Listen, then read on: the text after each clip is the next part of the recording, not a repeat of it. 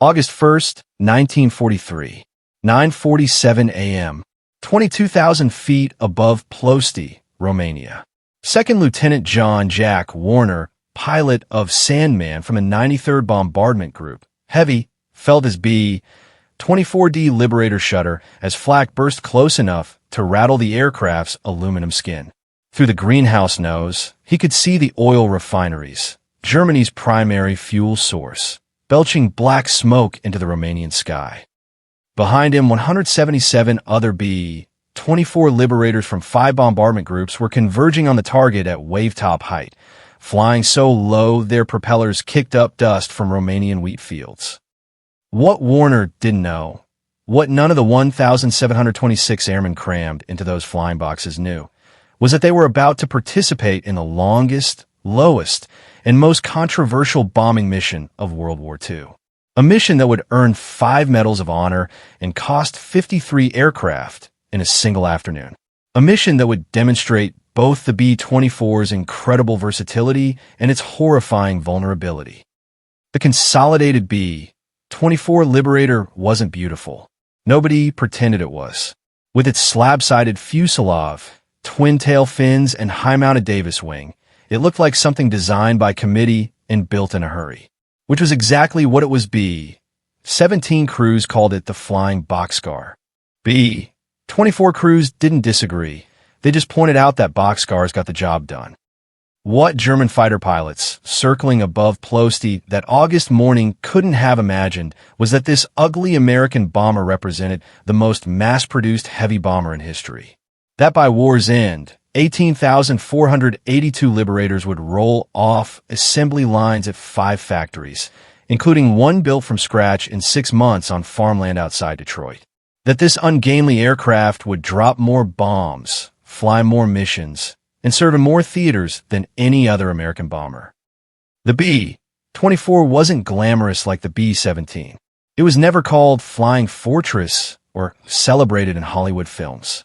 But it won the war anyway, one brutal mission at a time, flown by crews who knew their aircraft was faster, carried more, flew farther, and died just as hard as its more famous cousin. This is the story of how industrial pragmatism defeated engineering elegance. How an aircraft designed around a revolutionary wing became the workhorse that broke Germany's back. And how 210,000 American airmen flew the boxcar into legend, though many never came home. The mathematics of survival were already calculated in those bomb bays. 8,000 pounds of high explosive, 10.50 caliber machine guns, and a crew of 10 men whose life expectancy over occupied Europe would be measured in missions, not years. The B-24's story began not with military requirements, but with a radical aerodynamic theory.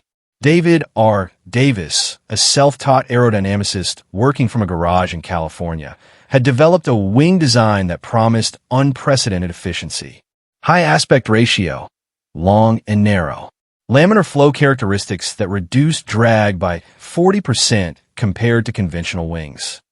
In 1938, Consolidated Aircraft Corporation's chief engineer, Isaac Mack Ladon, visited Davis and saw the wind tunnel data.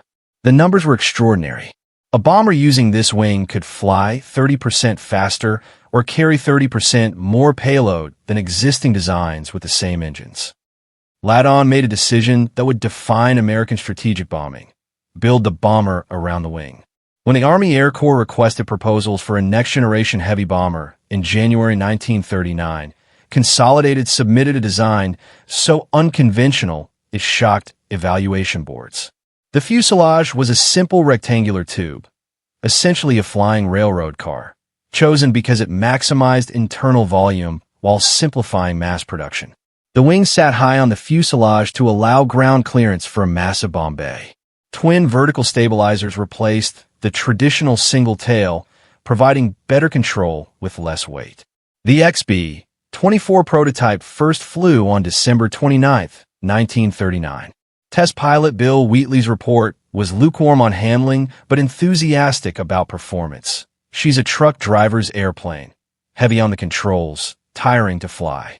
But my God, the speed and range. Nothing else comes close. The numbers proved him right. Maximum speed, 313 miles per hour, 50 miles per hour faster than the B-17. Range with 5,000-pound bomb load. 3,000 miles, 700 miles farther than the B-17. Service ceiling, 28,000 feet. Bomb bay capacity, 8,000 pounds in a cavernous bay that could accommodate virtually any weapon in the American arsenal. But the Davis wing created problems that would haunt the B-24 throughout its career. The high aspect ratio design was structurally delicate. It couldn't absorb battle damage like the B-17's robust wing. The laminar flow characteristics required precision manufacturing. Any imperfection in the wing surface destroyed the aerodynamic advantage. And the wing's high loading made low-speed handling difficult, particularly during landing when battle damage or engine failures made things even more challenging. By September 1940, with Britain fighting for survival and America preparing for inevitable war, the Army Air Forces ordered 1,000 B-24s, the largest aircraft order in history to that date. The order came before the prototype had completed testing. The gamble reflected desperation and faith in American industrial capacity to solve any problems through brute force engineering and mass production. That faith would be tested by fire over Europe, North Africa, and the Pacific. The B-24's greatest achievement wasn't aeronautical, it was industrial. The Liberator became the test bed for mass production techniques that revolutionized aircraft manufacturing and demonstrated American industrial superiority over the Axis powers. Henry Ford's Willow Run plant, built specifically for B-24 production on farmland outside Ypsilanti, Michigan, was the physical embodiment of American manufacturing philosophy. The facility covered 3.5 million square feet, 67 acres under one roof. The main assembly line stretched 3,200 feet, over half a mile of continuous production. Charles Sorensen, Ford's production chief, applied automotive assembly line principles to aircraft construction with modifications that shocked traditional aircraft manufacturers. The B-24 was broken down into 5 major subassemblies: nose section, cockpit, bomb bay, center wing, and tail section. Each was built on separate lines by workers who specialized in specific tasks, then brought together on the main assembly line where the aircraft literally grew from components to flyable bomber in hours. The production statistics defy belief. By March 1944, Willow Run was completing one B-24 every 63 minutes. The plant operated 3 shifts, 24 hours daily, with 42,000 workers, including 14,000 women, many of whom had never seen an airplane before Pearl Harbor. Sarah Kovac, riveter at Willow Run, later recalled, "We built bombers the way Ford built cars. I installed the same 47 rivets in the bomb bay door frame on every aircraft. Did it 2,000 times before they rotated me to a different station. The supervisor said I could install those rivets blind. I probably could have. The girl next to me installed 53 rivets in the rear bulkhead. That's all she did, 8 hours a day, 6 days a week. Together, we helped build over 8,000 bombers." For other facilities produced B-24s, Consolidated's original San Diego plant, a second Consolidated factory in Fort Worth, Douglas Aircraft in Tulsa, and North American Aviation in Dallas. At peak production in 1944, the 5 plants combined completed 4,676 B-24s, an average of 390 per month, 13 per day, 1 every 100 minutes around the clock. Each B-24 required 1.2 million parts, 450,000 rivets, 20,000 feet of wiring, and 360,000 individual manufacturing operations. The engines, 4 Pratt & Whitney, are 1830 twin Wasp radials producing 1,200 horsepower each, contained 9,000 parts each, and required 1,200 hours to assemble. Yet American workers, trained in weeks, assembled these complex machines to tolerances measured in thousandths of an inch. The fuel consumption was staggering. Each B-24 burned 200 gallons per hour in cruise flight, up to 400 gallons per hour in combat. A typical 8-hour mission consumed 2,400 gallons of 100-octane aviation fuel. With hundreds of bombers flying daily missions by 1944, fuel consumption in the European theater alone exceeded 10 million gallons weekly. Ammunition production was equally impressive. Each B-24 carried 10.50 caliber Browning M2 machine guns, 2 in the nose, 2 in the top turret, 2 in the ball turret, 2 in the waist positions, and 2 in the tail turret. Standard combat load, 5,000 rounds total. The 8th Air Force alone consumed over 10 million rounds monthly by mid-1944. Lieutenant Colonel Leon Johnson, commanding the 44th Bombardment Group, described seeing Willow Run for the first time in early 1943. I watched them build an entire bomber in a single shift. Went in for breakfast, saw components scattered across the floor. Came back after lunch, and there was a complete B-24 being towed to the test flight ramp. It was the most incredible thing I'd ever seen. The Germans were building maybe 40 bombers a month across their entire industry. We were building that many in a day from one factory. The production capacity became a weapon in itself. German commanders quickly realized that even if they shot down every American bomber over Germany, replacements would arrive faster than they could be destroyed. The psychological impact was devastating. Fighting an enemy with infinite resources broke German morale more effectively than bombs. The B-24's combat debut over Europe was inauspicious. The 93rd Bombardment Group, Heavy, the first B-24 unit in the European theater, arrived in England in September 1942 flying B-24DS, the first mass-produced variant. The reception from B-17 crews was immediate and merciless. Here Come the Liberators became Here Come the Liberals, mocking the aircraft's less conservative design. Pilots complained about the heavy control forces. Bombardiers hated the enclosed nose compared to the B-17's glasshouse visibility. Gunners found the ball turret cramped and terrifying. The aircraft's nickname among crews was more descriptive than affectionate: Flying Coffin, Lead Sled, Widowmaker. The B-24's single-wheel main landing gear, compared to the B-17's dual wheels, made landing more difficult. The high-mounted Davis wing, while aerodynamically efficient, made the aircraft ground unstable. Crosswind landings were adventures that ended badly with disturbing frequency. Major General James Doolittle, commanding the 8th Air Force, received complaints from B-24 crews requesting transfer to B-17 units. His response became legendary. The B-24 is the best heavy bomber in the world for the crews with skill enough to fly it properly. If you don't have that skill, request a transfer to fighters where you'll get killed faster. The complaints stopped. The learning curve was steep and expensive. The first maximum effort mission came on October 9, 1942. 24 B-24s against steelworks in Lille, France. The formation flew at 22,000 feet, above effective light flak, but vulnerable to heavy anti-aircraft fire and fighters. German FW-190s from JG-26 attacked from head-on, exploiting the B-24's weakest defensive zone. The enclosed nose limited forward visibility and fields of fire compared to the B-17's glass nose. 2 B-24s were shot down. 5 returned with severe damage. Gunner Sergeant Michael Rostov, flying his first combat mission in Jersey Bounce, described the experience. The fighters came at us nose-on. I was in the top turret, couldn't engage them until they passed overhead. The nose gunners were firing, but the nose gun positions were cramped, limited traverse. We were getting chewed up from the front and couldn't effectively shoot back. Then the flak started.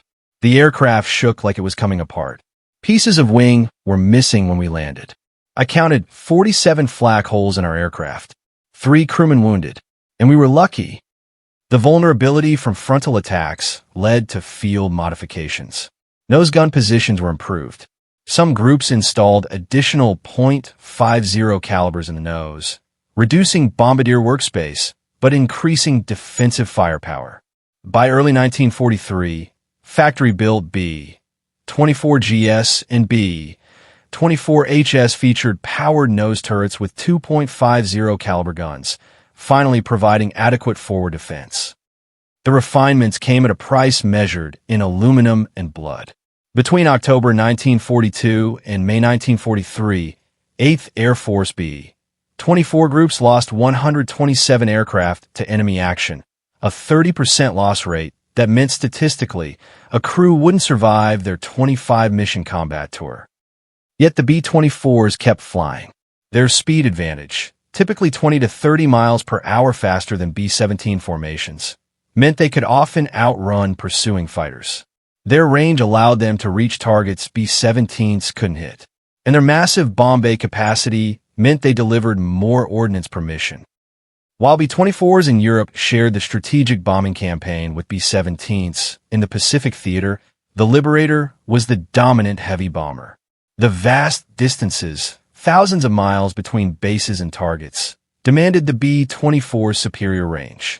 Island bases with short runways required the B-24's better takeoff performance, and the harsh tropical conditions, salt spray, humidity, coral dust, tested the aircraft's rugged construction. The 5th Air Force, operating from Australia and New Guinea, received its first B-24DS in March 1943. General George Kenney, commanding the 5th Air Force, was initially skeptical. He'd requested B-17s, familiar, proven, beloved by crews. Instead, he got Liberators. His assessment changed after the first long-range mission. On April 12, 1943, 12 B-24s from the 90th Bombardment Group, heavy, struck Japanese shipping at Rabaul, a 1,200-mile round trip that would have been impossible for B-17s operating from the same bases. Kenney's after-action report was succinct. The Liberator is the only heavy bomber with the range to reach critical targets from our current bases. We need more of them. By June 1944, the 5th Air Force was operating 14 B-24 groups, the largest concentration of Liberators in any theater. They flew missions that redefined long-range bombing. 2,000-mile strikes against oil refineries in Borneo, 1,500-mile interdiction missions against Japanese convoys in the Philippines, and low-level shipping attacks that turned a 4-engine bomber into a massive anti-ship weapon. The B-24's speed and maneuverability, relative to other heavy bombers, made it surprisingly effective at low altitude. Modified B-24s with additional forward-firing machine guns became commerce destroyers, skip-bombing Japanese freighters and tankers with devastating effectiveness. A 500-pound bomb skipped across the water like a stone, striking ships at the waterline where armor was weakest. Captain Donald Puckett, pilot with the 43rd Bombardment Group, described a typical shipping attack. We came in at 200 feet, full power, 8 aircraft in line abreast formation. The forward nose guns, we'd added 4 extra .50 calibers, suppressed the ship's anti-aircraft fire. At 1,000 yards, we released bombs, then climbed hard right. The bombs skipped across the water, hit the ship's side, sank a few feet, then exploded. Incredibly effective. We sank 2 transports and a destroyer in that attack. Lost 1 B-24 to flak. But we stopped a convoy carrying troops to New Guinea. The 7th Air Force, operating from Hawaii and advancing bases across the Central Pacific, used B-24s for the longest-range missions of the war. In January 1944, B-24s from the 11th Bombardment Group flew a 2,100-mile mission from Tarawa to strike the Japanese base at Truk, a round trip that exceeded the aircraft's official combat radius.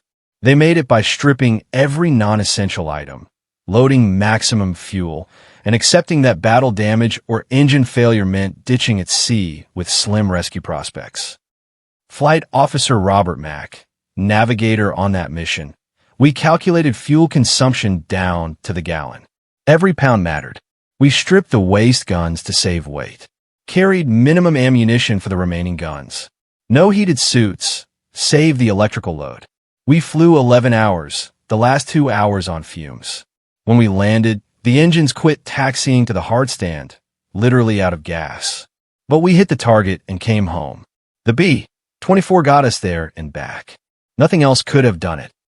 By 1945, B-24s were flying from newly captured islands, Iwo Jima, Okinawa, Tinian, to strike Japan itself. These ultra-long-range missions, sometimes exceeding 2,500 miles round-trip, pushed the aircraft and crews to absolute limits. B-24s flew at economy cruise settings, 170 miles per hour, barely above stall speed, to stretch fuel. They flew in loose formations to reduce drag. And they calculated that one engine failure meant the mission ended in the Pacific. The survival rate for these extreme-range missions was sobering. Pacific Theater B-24 losses to operational causes, mechanical failure, fuel exhaustion, weather, exceeded combat losses. Between 1943 and 1945, over 1,200 B-24s were lost in the Pacific Theater. Roughly 60% were operational losses. The vast oceanic distances made survival problematic even for crews who successfully ditched. Search and rescue efforts were extensive, but finding 10 men in a life raft on the Pacific was nearly impossible. Yet the missions continued because the strategic impact was undeniable. B-24s flying from the Philippines struck oil refineries in Borneo and Sumatra, reducing Japanese oil supplies by 70% by early 1945. Long-range missions from China attacked Japanese shipping in the South China Sea, strangling Japan's maritime lifeline. And B-24s mining Japanese harbors from low altitude made coastal waters lethally hazardous for Japanese shipping. Perhaps nowhere was the B-24 more essential than in the China-Burma-India theater, where the aircraft operated under the most challenging conditions of the war. Flying from primitive bases in India and China, B-24s of the 10th and 14th Air Forces conducted a strategic bombing campaign that has been largely forgotten but was critical to keeping China in the war. The challenge was logistical insanity. All supplies, fuel, ammunition, spare parts, even food, had to be flown over the Himalayas from India to China. The hump, as airmen call the route, involved flying through the world's highest mountains in unpredictable weather with overloaded aircraft.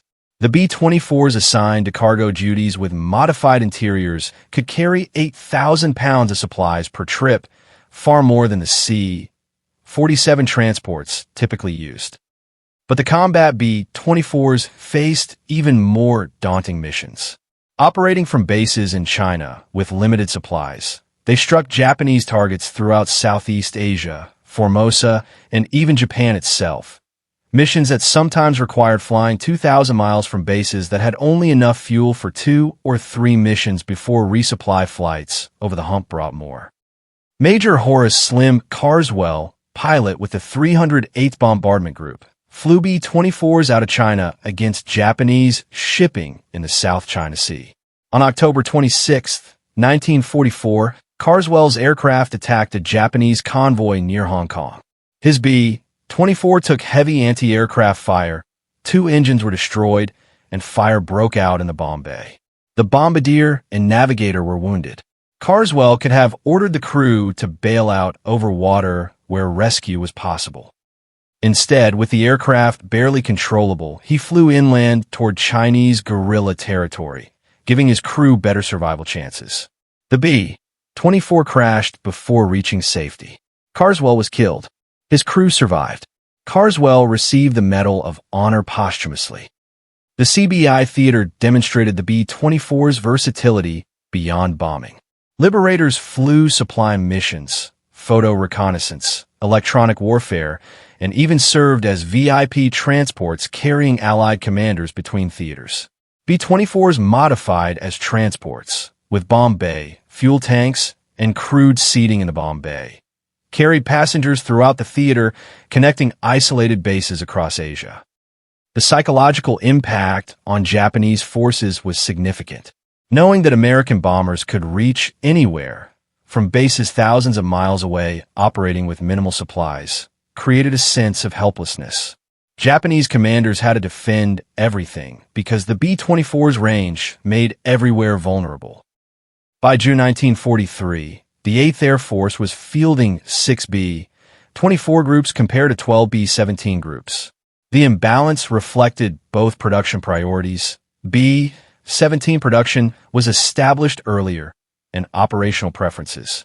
B-17 advocates pointed to the fortress's superior high-altitude performance and battle damage tolerance. B-24 advocates countered with speed, range, and payload. The debate became moot in August 1943 when both bomber types flew into the most disastrous mission of the air war, the Schweinfurt-Regensburg raid that cost 60 bombers in a single day.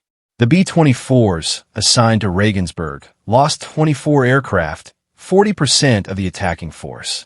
The survivors limped to North Africa, most too damaged to be immediately serviceable. The lesson was brutal. Neither bomber could survive deep penetration into Germany without fighter escort.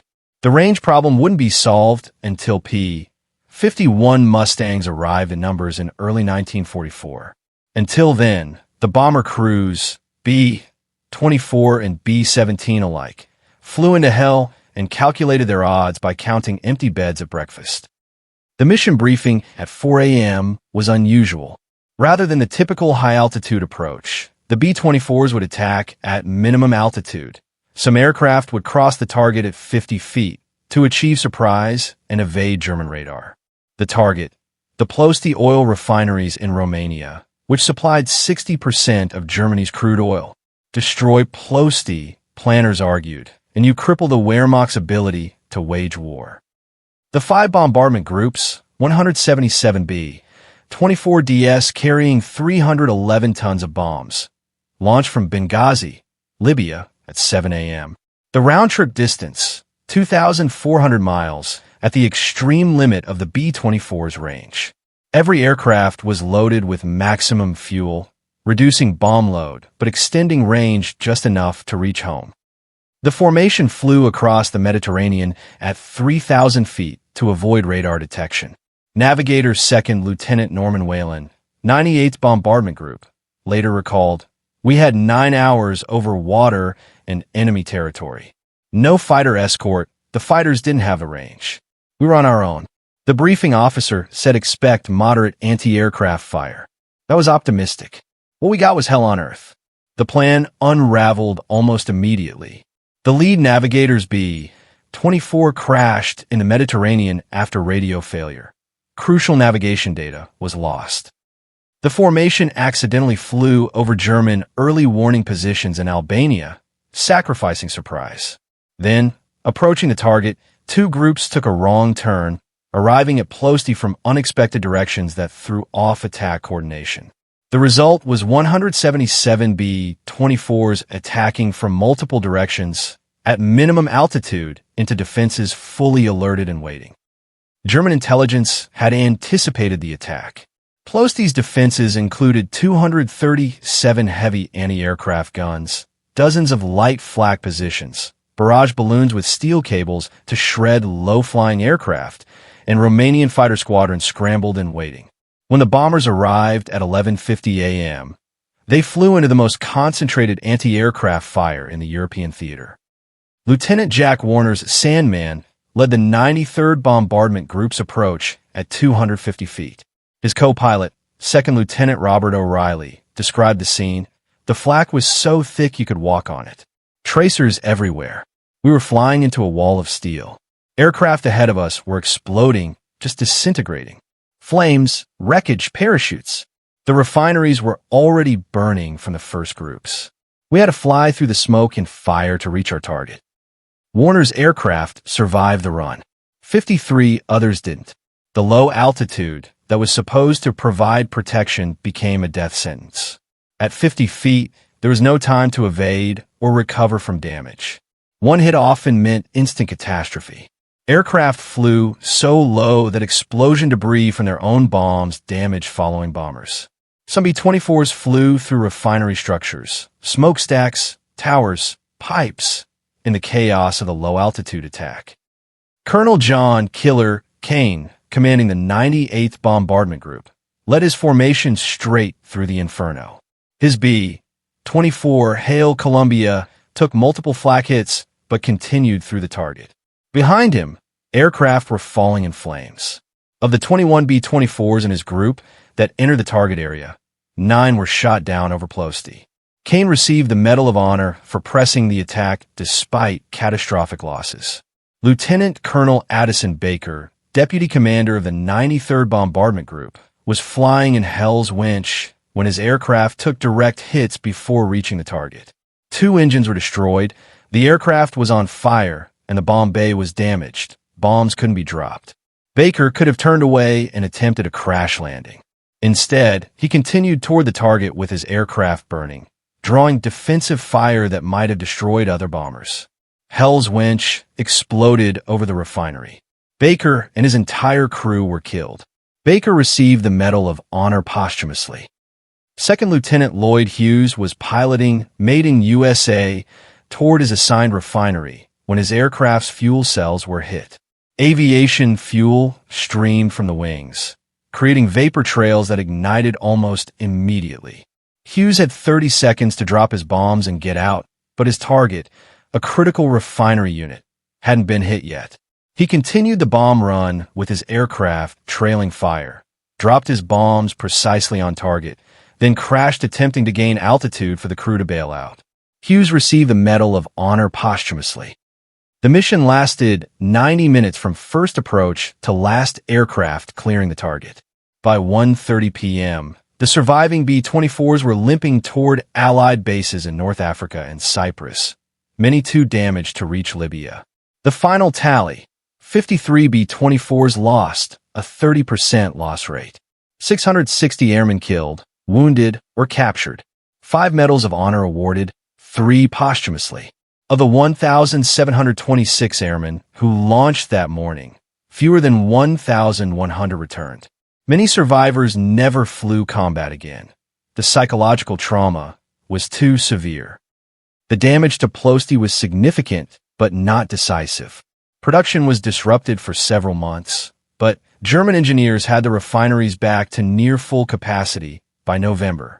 The strategic value didn't justify the cost. But Ploesti demonstrated something else. The B-24's extraordinary range and payload made it uniquely capable of striking targets beyond the reach of other bombers. That capability would be exploited extensively in the Pacific theater, where distances made the Liberator irreplaceable.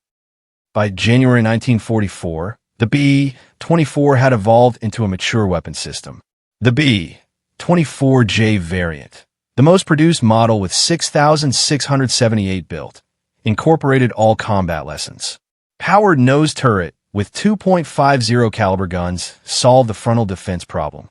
Improved oxygen systems reduced crew fatigue at high altitude.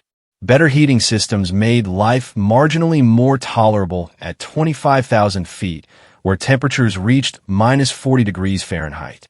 And improved autopilots reduced pilot fatigue on 8-hour missions. The strategic bombing campaign over Europe intensified, with P-51 Mustangs providing long-range escort. B-24 formations could penetrate deep into Germany with acceptable loss rates. Big Week in February 1944 saw 3,000 American heavy bombers, roughly half were B-24s, attack German aircraft production facilities and coordinated maximum effort missions. The Germans lost hundreds of fighters and irreplaceable experienced pilots. American losses were severe: 226 bombers, including 97 B-24s, but sustainable. The mathematics had shifted. American factories were producing 4,000 heavy bombers monthly. German fighter production, despite desperate measures, barely exceeded 1,000 monthly. And the quality gap favored the Allies. American aircrews arrived in combat with extensive training, while German pilots entered combat with minimal preparation, often fewer than 100 total flight hours. Lieutenant Colonel James Stewart, yes, the Hollywood actor, commanded the 453rd Bombardment Group, flying B-24s from England. His post-war reflection captured the campaign's brutality. Every mission, you lost friends. Maybe their aircraft exploded over the target. Maybe they went down in the North Sea and were never found. Maybe they made it to Sweden and sat out the war in internment. The losses were relentless. But every day, we launched again. And every day, more B-24s arrived from the States. The Germans couldn't match that. We knew we'd win eventually because we could afford the losses, and they couldn't. The 15th Air Force, operating from Italy, used B-24s almost exclusively for strategic bombing across southern Europe.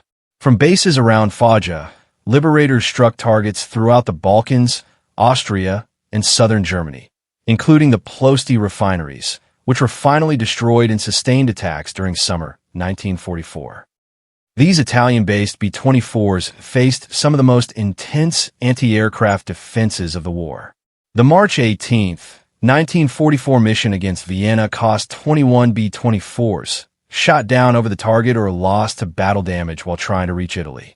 The April 24th mission against Friedrichshafen cost 26 B-24s. These loss rates, often 10 to 15% per mission, were barely sustainable, but the strategic impact was undeniable.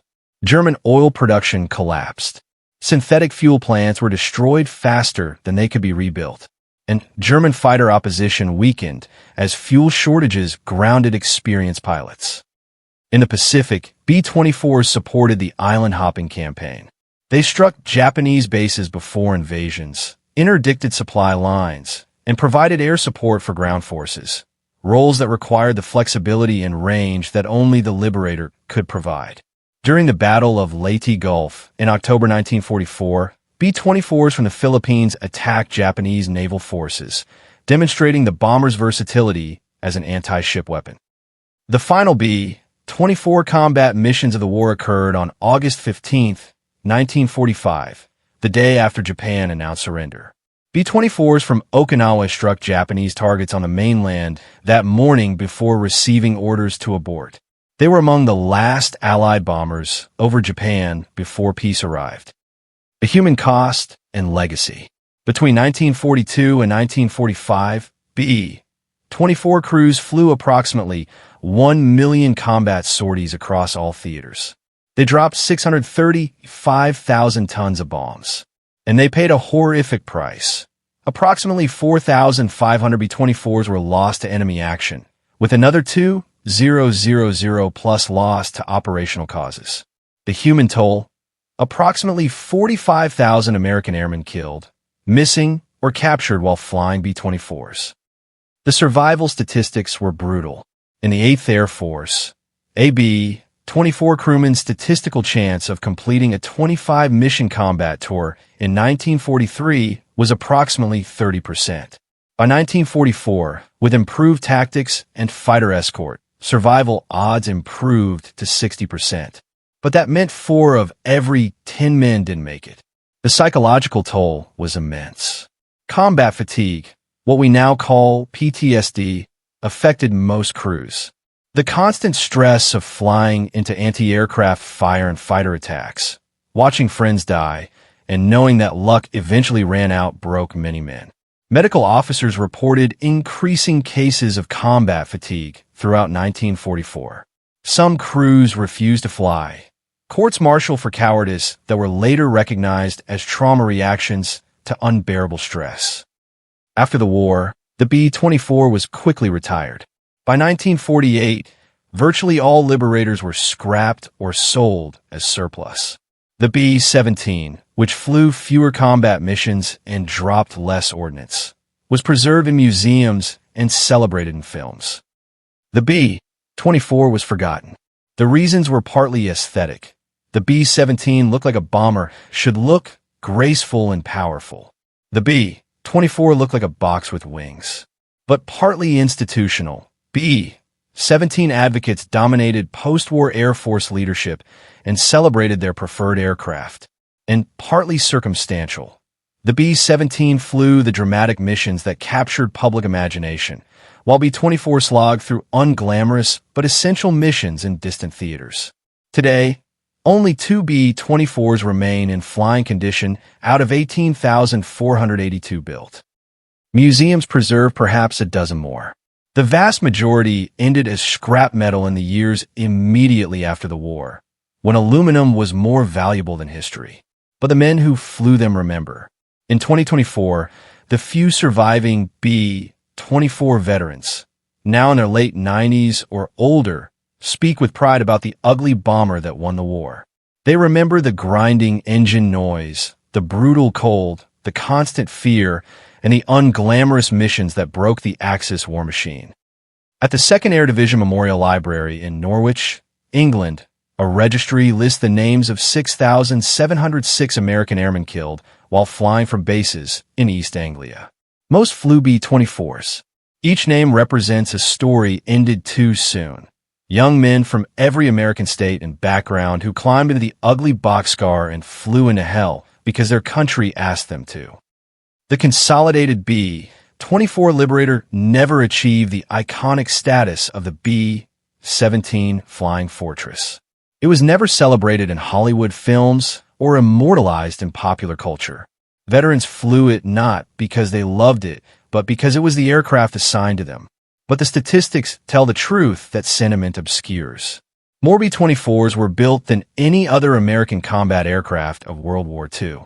They dropped more bombs, flew more missions, and served in more theaters than any other American bomber. The B-24 won through unglamorous persistence, mission after mission, day after day, theater after theater. While the B-17 earned headlines, the B-24 did the work. And the crews who flew it understood what the public never did. Wars aren't won by beautiful weapons. They're won by weapons that work.